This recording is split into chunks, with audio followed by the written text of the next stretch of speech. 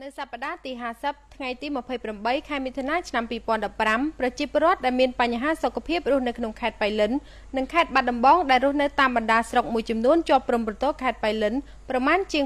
282នាក់បានទទួលសេវាពិនិត្យពិគ្រោះព្យាបាលជំងឺដោយឥតគិតថ្លៃនៅការិយាល័យតំណាងរាស្ត្រមណ្ឌលបៃលិន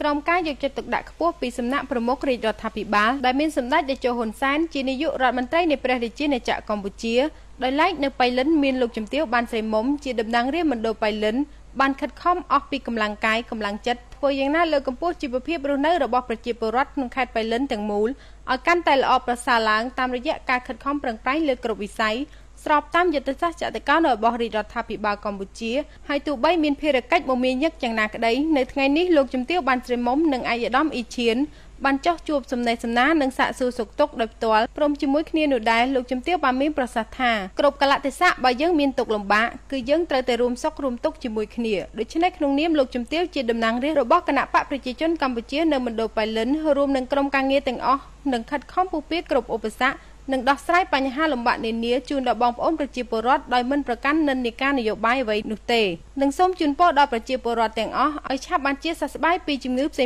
ងៗគ្រប់គ្នាលោកជំទាវបានផ្ដាំផ្ញើថ្លែងអំណរគុណដល់ក្រុមគ្រូពេទ្យស្ម័គ្រចិត្តនិងសហភាពសហព័ន្ធយុវជនកម្ពុជាខេត្តបៃលិនទាំងអស់ដែលបានចូលរួមយ៉ាងសកម្មគ្រប់សកម្មភាពជាមួយនឹងការិយាល័យតំណាងរាស្ត្របម្រើប្រជាជនក្នុងខេត្តក៏ដូចជាសង្គមទាំងមូលគូបញ្ជាក់ផងដែរថាក្រៅពីការពិនិត្យពិគ្រោះនិងព្យាបាលជំងឺរបស់ក្រុមគ្រូពេទ្យស្ម័គ្រចិត្តការិយាល័យតំណាងរាស្ត្រមណ្ឌលបៃលិននៅមានសេវាផ្សេងៗទៀតសម្រាប់ជួយដល់ប្រជាពលរដ្ឋដោយមិនគិតប្រាក់និងប្រកាន់និន្នាការនយោបាយសាសនាអ្វីឡើយហើយនៅក្នុងសប្តាហ៍នេះប្រជាពលរដ្ឋដែលមកពិនិត្យពិគ្រោះព្យាបាលគឺភាគច្រើនគាត់មានជំងឺសន្លាក់លើសឈាមទឹកនោមផ្អែមរលាកកាពះពោះវៀននិងរោគស្ត្រីចំពោះកុមារមានជំងឺរលាកផ្លូវដង្ហើមលើគ្រុនក្តៅផ្ដាសាយនិងក្អក